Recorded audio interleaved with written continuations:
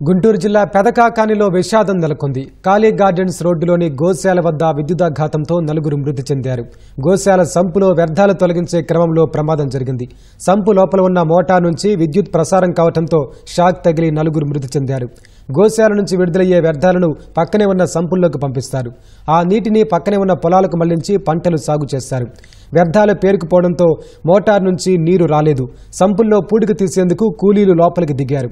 సంపులో ఉన్న మోటారుకు విద్యుత్ షాక్ తగిలి గోశాల సూపర్వైజర్ శివరామ, కాళీబాబు సహా ముగ్గురు కూలీలు మరణించారు. ఘటనా స్థలానికి చేరుకున్న పోలీసులు కేసు నమోదు చేసి దర్యాప్తు చేస్తున్నారు. ఎక్కడ జరిగింది? అక్కడ ఏం జరిగింది? Current shock. ఎట్లా తెలియదు మాకు. ఎక్కడ లోనకే పడిపోయింది. లోపలికి ఎందుకు దిగారు? లోపలికి నీళ్ళు ఆట దిగారు సార్. దేంట్లోకి? బావిలోకి. బావిలో ఏం నీళ్లు?